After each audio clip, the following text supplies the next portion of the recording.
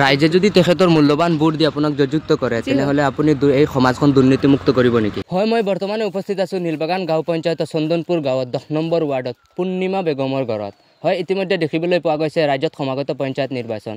পূৰ্ণিমা বেগমৰ পৰা কিছু কথা জানিবলৈ চেষ্টা কৰিম। কি জনাব 10 নম্বৰ ৱাৰ্ডৰ ৰাইজক? মই 10 নম্বৰ ৱাৰ্ডৰ ৰাইজক এইটোৱে জনাইছোঁ, ৰাইজে মোক বহুতখিনি সহায় সহযোগিতাৰে মোক মানে কি আগবঢ়াই লৈ গৈছে।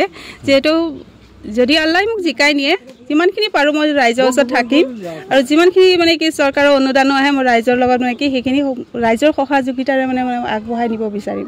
অটো ৰিক্সা ভোটত আমি ৰাইজক আহ্বান জনাইছোঁ যে আমাক ভোটটো দি জয়যুক্ত কৰক বুলি আশা থাকিল। আৰু 10 নম্বৰ ৱাৰ্ডৰ ৰাইজে যদি তেখেতৰ মূল্যৱান ভোট দি আপোনাক জয়যুক্ত কৰে জিতাই তেনেহলে ৰাইজৰ কাৰণে কি কৰিব আপুনি? ৰাইজৰ কাৰণেতো আমি 1 নম্বৰতে কৰিম।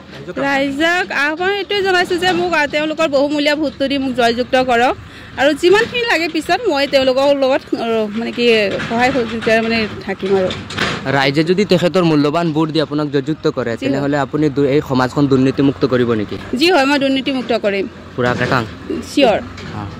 10 নম্বৰ ৱাৰ্ডৰ চন্দনপুৰ গাঁৱৰ 10 নম্বৰ ৱাৰ্ডৰ পৰা ৰাইজে মনোনীত প্ৰাৰ্থী হিচাপে মই ৰাইজে মোক চিলেক্ট কৰিছে।